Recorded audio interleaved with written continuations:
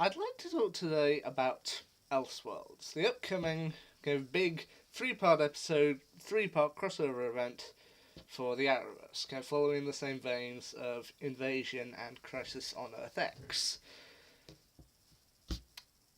Now, there are several parts of this I just want to talk to about that when pushed together, make things look like this might be quite interesting, quite funny, and maybe quite a good one to watch. Well, we'll have to wait and see how the episode does, but it sounds like it could be pretty funny and pretty cool.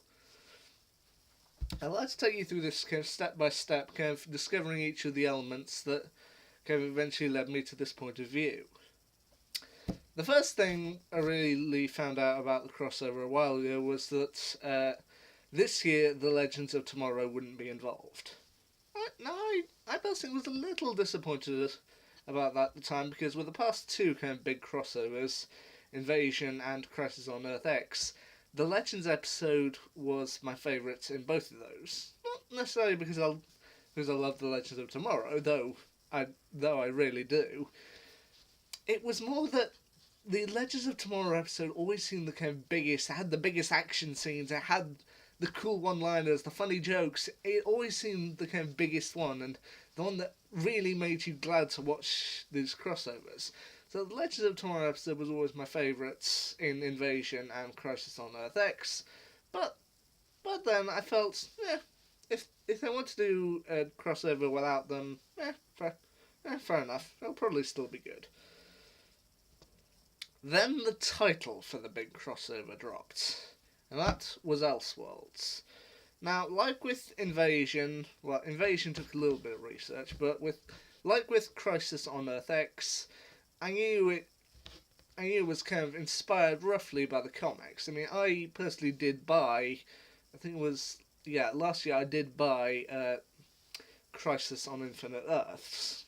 But, I knew that DC had a tradition with crises. So, Crisis on Earth X seemed to fit in quite well, and so I knew of the Elseworlds comic. I haven't read it, but I knew that they had a line called Elseworlds, so I thought, it's probably going to be quite good, and sounds sort of in line with what DC normally do.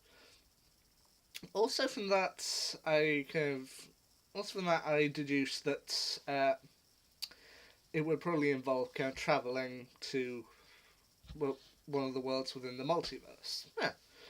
The next thing to pop up, now, this might have come before or after the Elseworlds thing was dropped, I don't know, but the next thing was that this year's crossover would introduce Batwoman. I personally think that's a good thing. I mean, we've seen several Batmen in film and TV shows, ranging from the good to the bad. We've seen a Batgirl or two, but we haven't really seen that much of Batwoman. And I did, in the past year, also buy a Batwoman comic because of the Elseworlds crossover. That being the first of her rebirth set, The Many Arms of Death. So, I was excited to see Batwoman introduced. Then a poster for the crossover dropped on social media. And the poster, as you've all probably seen by now, showed Barry in Oliver's Green Arrow costume and Oliver in Barry's Flash costume.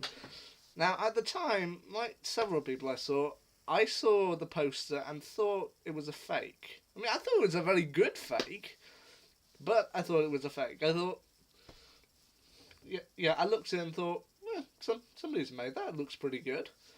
But when it transpired that it was actually real, and that would be a part of the crossover, I thought to myself, oh, okay, so they're going to be travelling to an alternate universe where they'll meet their parallel selves, and it turns out in this particular world, Barry became the Green Arrow and Oliver became the Flash. Okay.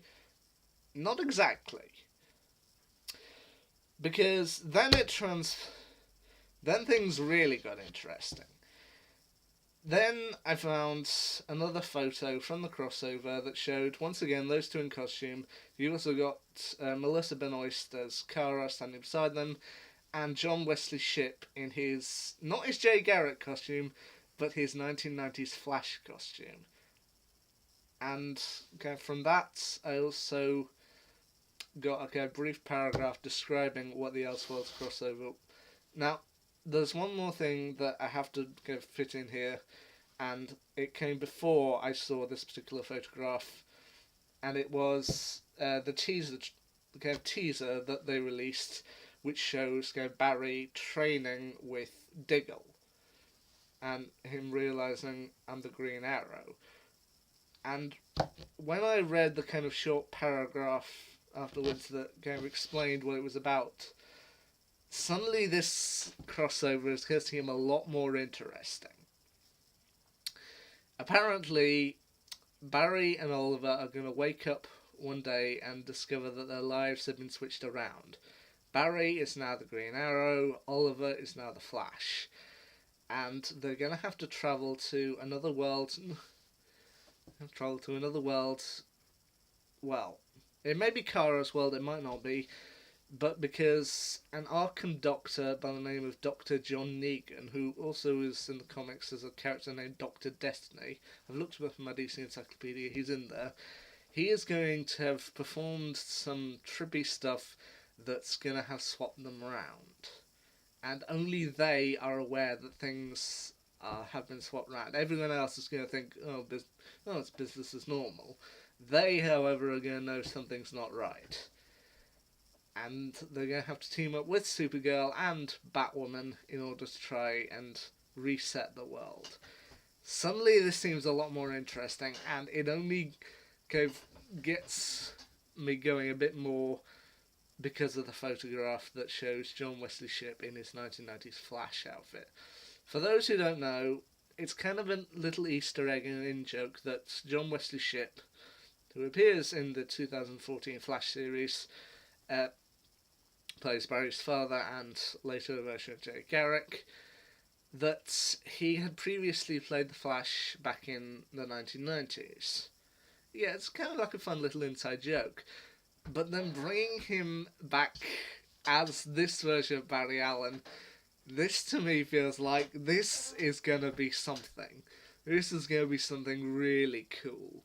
I mean, it might work, it might not. We'll have to see how the Elseworlds crossover does, but frankly, I've loved the past two big crossovers, Invasion and Crisis on Earth X. I also loved Duet, which was the one of Barry and Kara, the Flash Supergirl crossover. I loved that one too. But yeah, it may not involve the Legends, it may not be quite what I thought it was going to be, but this should be good. We'll just have to see how Elseworlds does when it lands in early December. Honestly though, I can't wait to see what they've got in store. Till then, see ya.